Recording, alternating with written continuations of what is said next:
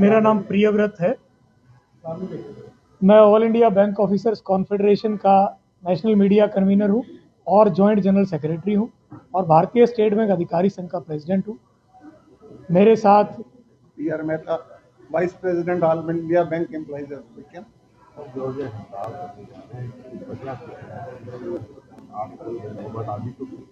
कई सालों से सरकार आपसे बात कर रही है, लेकिन बात कहीं ना कहीं टूट रही है, इसकी वजह।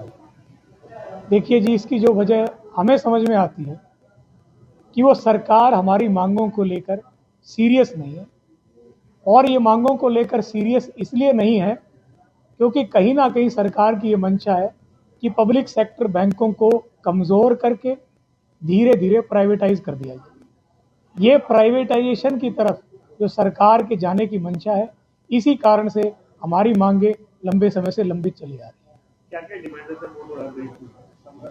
मैं समरी में ही बता देता हूं। पहली प्रमुख मांग है हमारी रिक्रूटमेंट की। पब्लिक सेक्टर बैंक्स में खासकर लगातार पिछले 10-11 सालों से कर्मचारियों की संख्या घटती जा रही है, जबकि शाखाएं बढ़ती गई हैं और ग्राहकों का बेस बढ़ता गया है। 1.5 लाख के लगभग हमारे कर्मचारी पिछले 10 साल में कम हो गए हैं, जबकि शाखाओं में 20% से ज़्यादा की बढ़ोतरी हो चुकी है, जिससे हम ग्राहकों को सेवाएं नहीं दे पा रहे हैं। दूसरी प्रमुख मांग है हमारी, वो है 5 दिवसीय कार्य सप्ताह।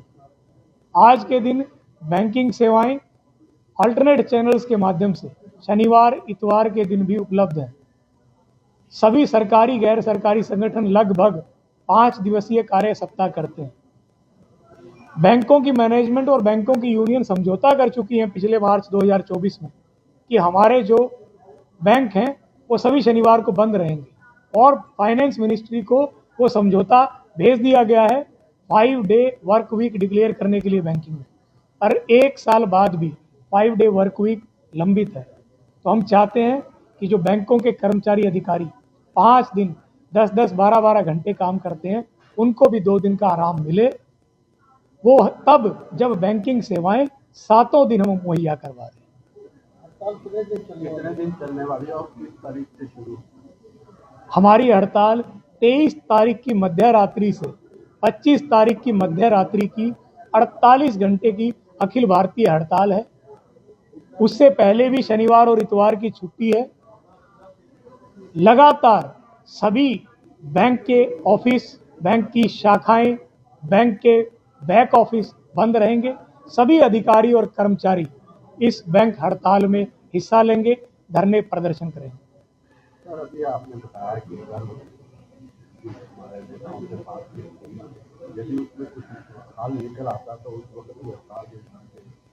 अगर हमारी मांगे सरकार मान लेती है, हमारा 5 डे वर्क वीक सरकार डिक्लेयर कर देती है, रिक्रूटमेंट के लिए सरकार भर्तियां निकाल देती है, हमारे जो अन्य मांगे हैं उन पर सरकार अगर पॉजिटिव रहती है, तो क्या ज़रूरत है हमें हड़ताल पर जाने की। लेकिन अगर सरकार हमारी मांगे नहीं मानती, जिसकी आशंका हमारी लीडर्स को भी है, तो हमें हड़ताल पर जाने के अलावा कोई चारा ही नहीं बचता। हमें कॉर्नर कर दिया गया है, हमारे को कोने में लगा दिया गया। ये हड़ताल मजबूरी से उठाया गया कदम है।